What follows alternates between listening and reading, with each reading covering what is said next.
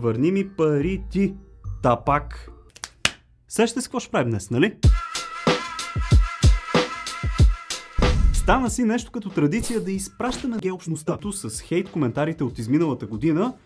Някой път, скъпи приятели, наистина не мога, а тук сме още в началото. Смехът е гарантиран. Да започваме.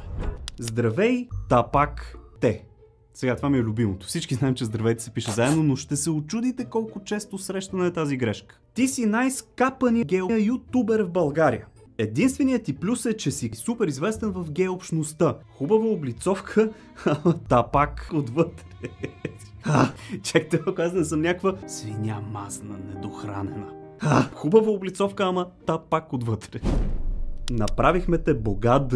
Ние, създателите на гей-общността, печелим от тайни форуми, в които гей-общността искат да ти го... Точки. Очевидно, гейовете продължават да те искат. В моя канал цялото съдържание си е гео. Иначе, когато нета изчезне, аз наистина един пирон не мога да забия. Маршо, ако искаше клошара, Украйна нямаше да я има. Ти си тумор платен $1 пробит. Гейо, информацията ти не е верна. Просто като се замисля, името The Clashers привлича гей-общността. Байко, била пълно е с геове, бат. В мен придаваш малко хомофобска вълна.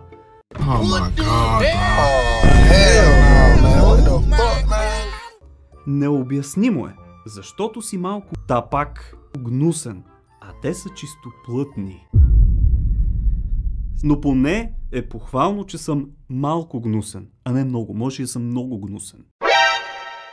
Писката ми стана, Слави.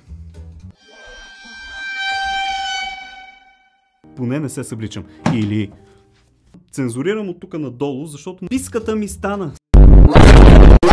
Малко се притеснявам за онези общества, които уж ме харесвали. Аз съм започнал да се събличам и да си показвам писката малко гнусен. Ти нахрани майкото просто. И хора, наистина ми е малко до някъде болно, че писката ми стана. Писката ми не става и не става. Чак след 5 години, скъпи приятели, става. Добре, че не се отказах на времето. Този коментар обаче до някъде доказва, че хората просто някак си не се интересуват толкова много от писката ми. Въпреки всичко, такива коментари изобщо не ме демотивират. Даже напротив, аз съм корава тиква. Да те в цайсите, аз тебе мишок ненаяден. Ако си толкова начетен и умен, ще седнеш и ще се замислиш, че земята наистина е плоска. Хора, с това трябваше да започна. Евала за, че ни каза братя Роми. Сега тук трябва да уточня, че коментарът е оставен под видеото с 50 факта за ромите, което малко ви възпали братята Роми, но да видим нататък. Не се знае жените ви кой ги е таковал. Хора, изморих се, че оставам на вас да коментирате. Просто нямам сили вече. Това беше, скъпи приятели, от днешната доза смях, и то в самото начало на годината, на 1 януари.